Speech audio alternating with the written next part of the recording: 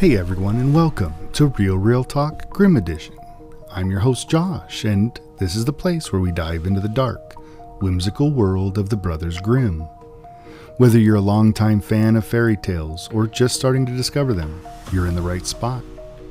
Each episode, I'll read a classic Grimm's fairy tale and then explore its deeper meanings, lessons, and how it may apply to our modern culture. From the well-known stories like Cinderella to more obscure ones that still carry a punch, we're going to get into what makes these tales so timeless and sometimes downright eerie. But this isn't just about reading stories. It's about peeling back the layers and looking at what these stories really teach us. The Grimm Brothers didn't shy away from showing the darker side of life. And in many ways, those darker elements hold some of the most powerful messages.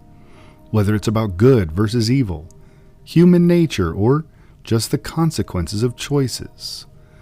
So whether you're here for the ride of a familiar story or to uncover something you haven't heard before, stick with me as we explore the fascinating and sometimes twisted world of Grimm's fairy tales. Today, we're going to be discussing King Thrushbeard. So grab your favorite drink, sit back, and enjoy the tale.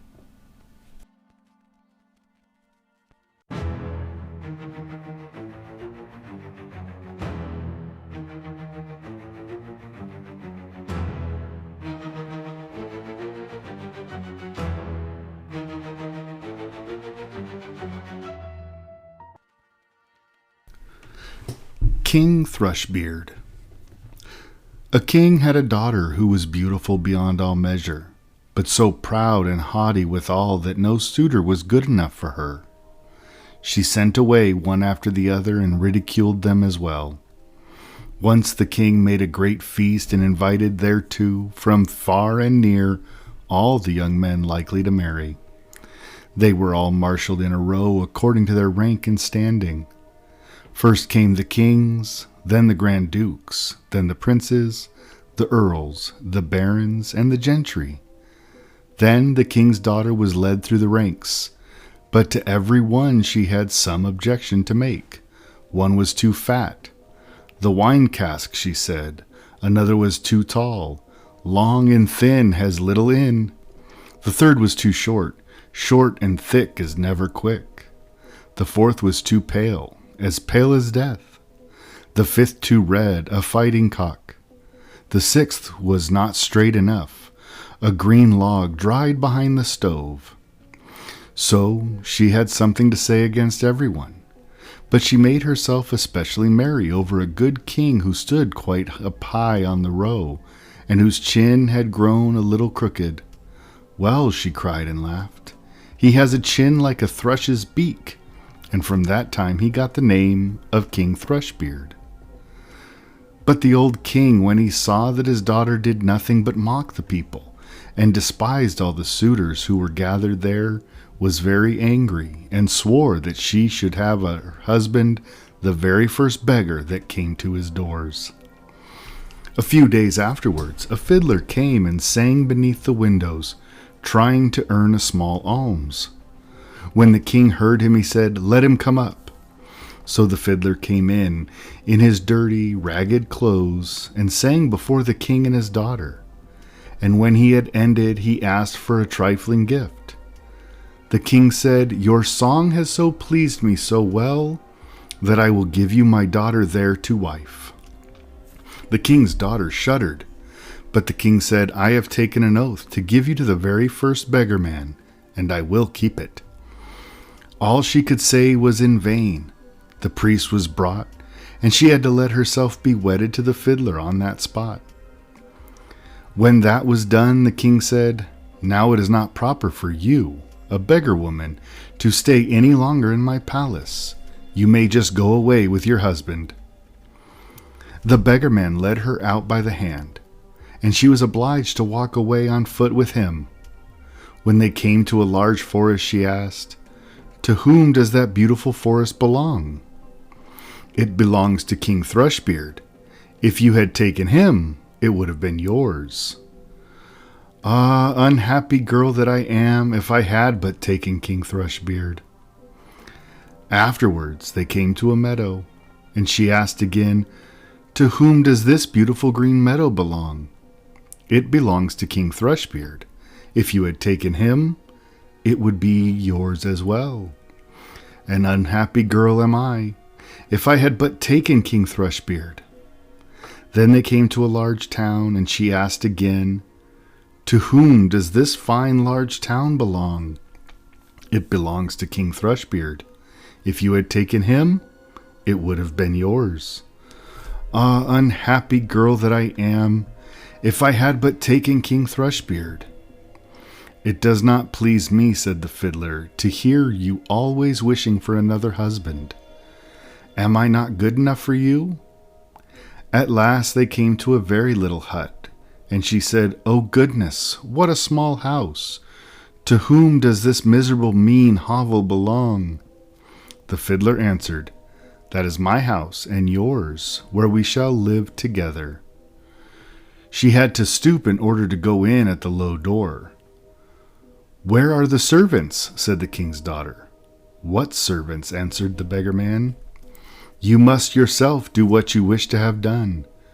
Just make a fire at once and set on water to cook my supper. I am quite tired." But the king's daughter knew nothing about lighting fires or cooking, and the beggar man had to lend a hand himself to get anything fairly done. When they had finished their scanty meal, they went to bed. But he forced her to get up quite early in the morning in order to look after the house. For a few days they lived in this way as well as might be, and came to the end of all of their provisions. Then the man said, "Wife, we cannot go on any longer eating and drinking here and earning nothing. You weave baskets." He went out, cut some willows, and brought them home. Then she began to weave, but the tough willows wounded her delicate hands. "I see that this will not do," said the man. "You had better spin. Perhaps you can do that better." She sat down and tried to spin, but the hard thread cut her soft fingers so that blood ran down. "See," said the man, "you are fit for no sort of work. I have made a bad bargain with you. Now I will try to make a business with pots and earthenware. You must sit in the marketplace and sell the ware." "Alas," thought she, "if any of the people from my father's kingdom come to the market and see me sitting there selling, how they will mock me." But it was of no use. She had to yield unless she chose to die of hunger. For the time she succeeded well, for the people were glad to buy the woman's wares because she was good-looking, and they paid her what she asked. Many even gave her money and left the pots with her as well. So they lived on what she had earned as long as it lasted. Then the husband bought a lot of new crockery. With this she sat down at the corner of the marketplace and set it out round about her ready for sale. But suddenly there came a drunken hussar galloping along, and he rode right amongst the pots so that they were all broken into 1,000 bits.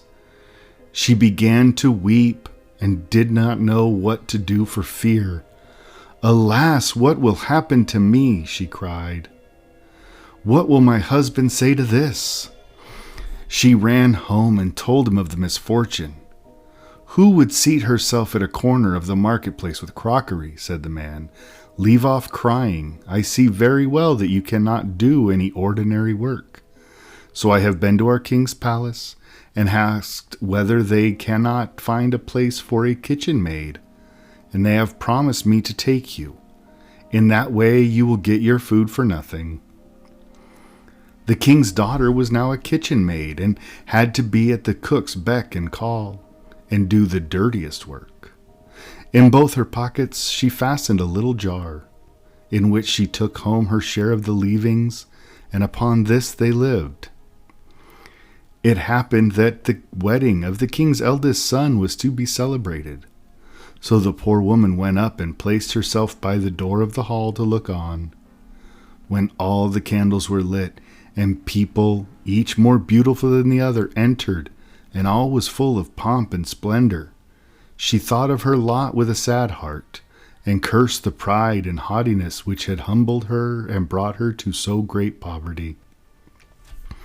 The smell of the delicious dishes which were being taken in and out reached her, and now and then the servants threw her a few morsels of them. These she put in her jars to take home.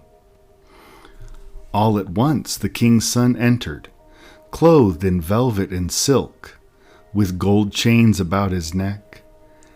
And when he saw the beautiful woman standing by the door, he seized her by the hand and would have danced with her, but she refused and shrank with fear, for she saw that it was King Thrushbeard, her suitor whom she had driven away with scorn. Her struggles were of no avail. He drew her into the hall, but the string by which her pockets were hung broke. The pots fell down, the soup ran out, and the scraps were scattered all about. And when the people saw it, they arose, general laughter and derision, and she was so ashamed that she would rather have been 1,000 fathoms below the ground. She sprang to the door and would have run away, but on the stairs a man caught her and brought her back. And when she looked at him, it was King Thrushbeard again. He said to her kindly, "Do not be afraid. I and the fiddler who has been living with you in the wretched hovel are one. For love of you I disguised myself so, and I also was the hussar who rode through your crockery. This was all done to humble your proud spirit and to punish you for the insolence which you mocked me." Then she wept bitterly and said, "I have done great wrong and am not worthy to be your wife." But he said, "Be comforted. The evil days are past. Now we will celebrate our wedding." Then the maids-in-waiting came and put on her the most splendid clothing, and her father and his whole court came and wished her happiness in marriage with King Thrushbeard, and the joy now began in earnest. I wish you and I had been there too.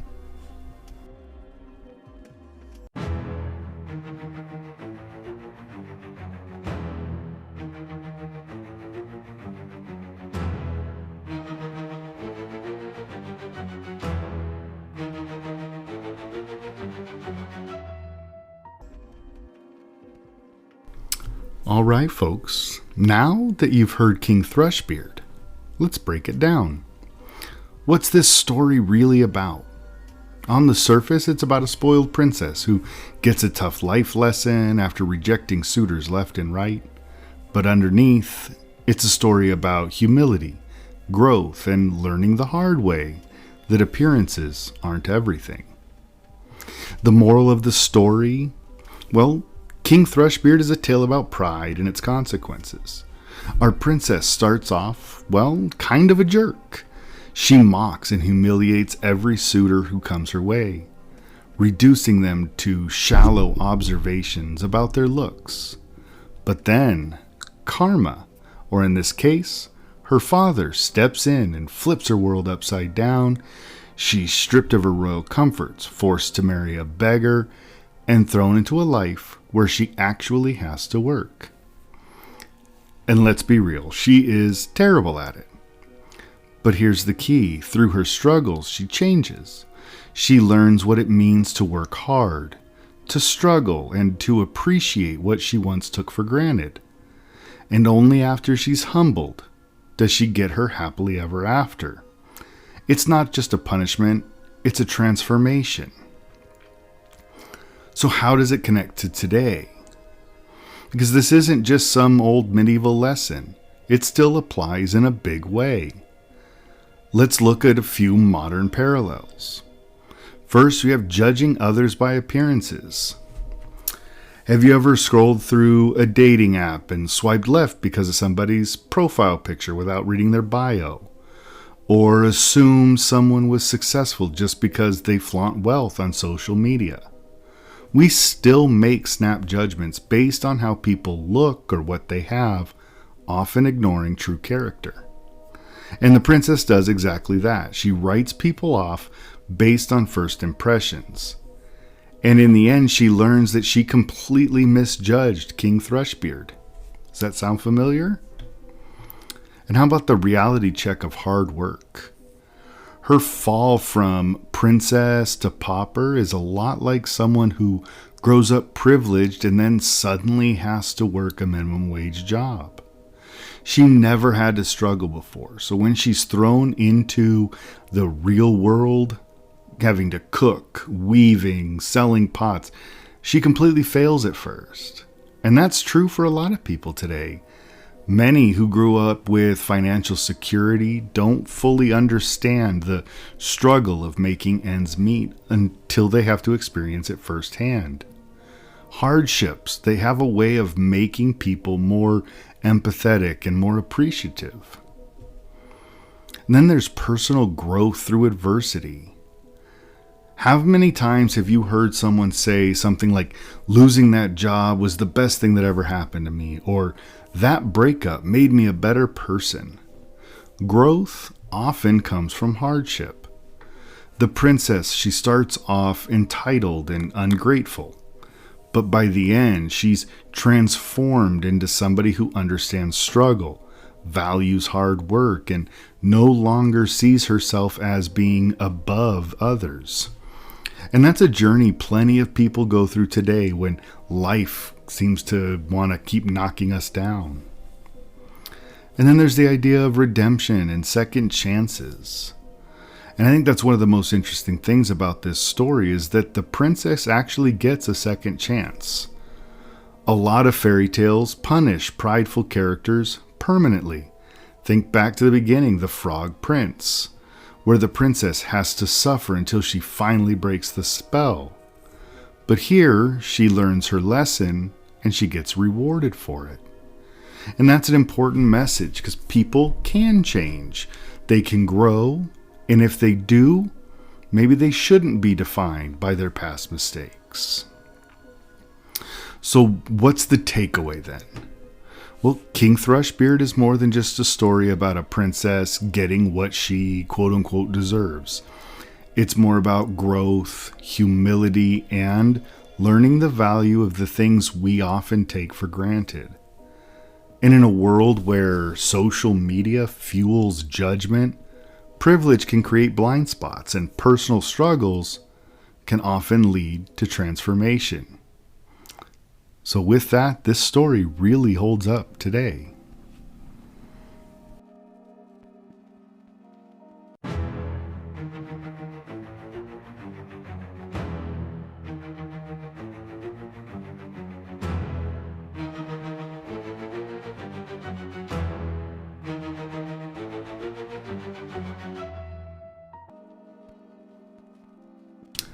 And that's going to wrap up this episode of Real Talk Grimm Edition.